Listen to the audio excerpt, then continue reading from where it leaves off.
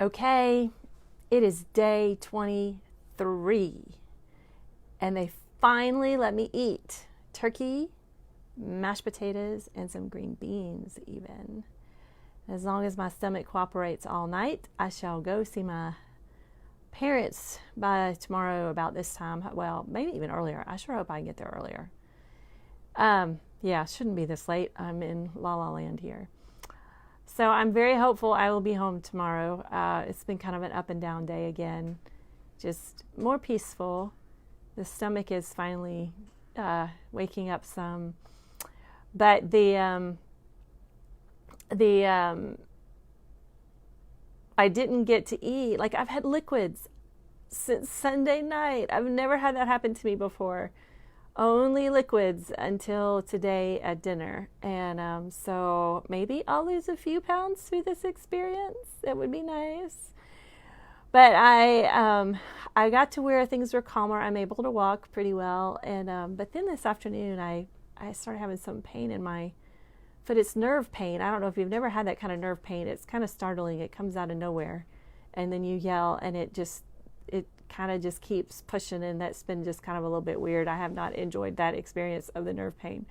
But then I found out that they brought down some of my pain meds and hadn't really quite communicated. So another thing that I think is important to address at this point is that for all of you who made comments about how beautiful my hair looked on Monday and even Tuesday, I'm not going to get any closer with this camera because, man, this is greasy hair, Susan.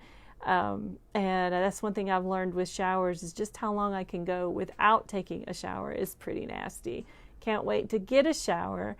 Hopefully that will happen tomorrow. Hopefully I can get home to Mom's and have enough energy to get a shower in because I'm ready to feel clean, to feel like a little bit more like myself, like I can go to the bathroom and not have to ask someone to go with me because they're afraid I'd fall.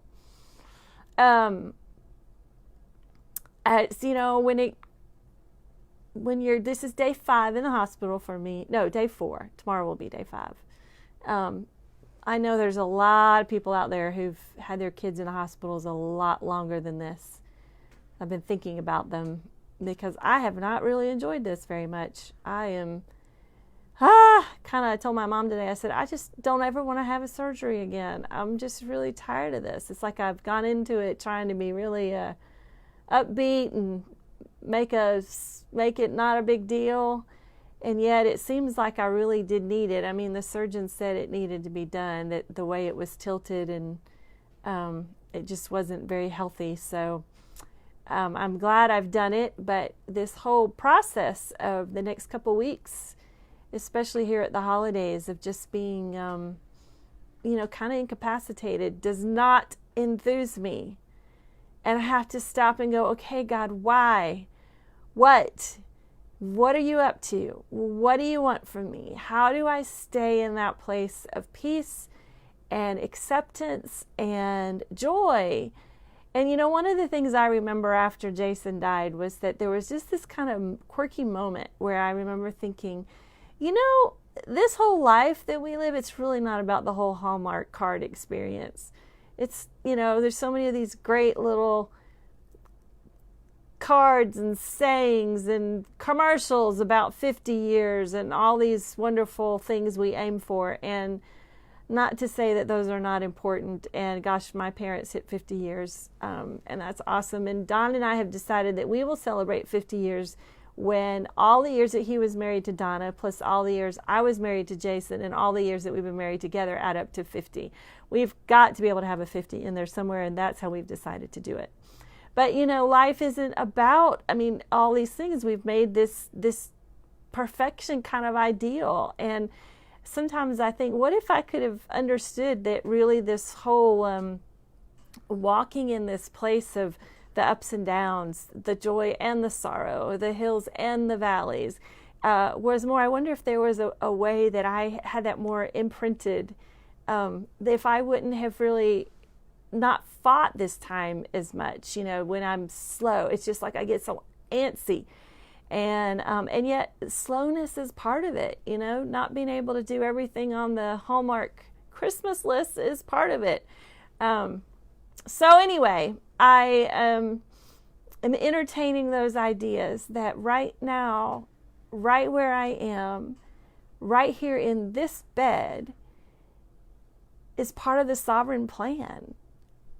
And that in that sovereign plan, it's good. And I don't say that tritely because I say it more than I completely believe it.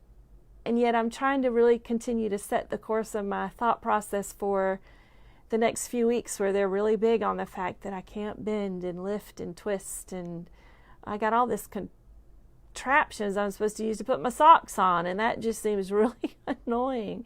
I just want to get back to life. I don't want to have to heal again. But yet that's what it is. There's a lot of healing involved in living down here. So for what it's worth, I appreciate all of you who tune in, because some nights I lay here and I think, good heavens, what on earth do I have to say tonight that's worth me doing this for 40 days, Lord? Especially with greasy hair. But it is about every night I have to recenter myself and bravely stick myself out here. And if nothing else, just to corporately say with you all what you know too, that He is good. He's good right here, right now, right where we are, right in the mess. He is good. He is the constant. His love is the air that we breathe. His love is the constant. And we just got to sometimes just keep saying it, even right here when we're laying on this bed. And they are coming in, so I'm going to finish this up. But I hope y'all have a great evening. All right, that's the end of day 23. Bye.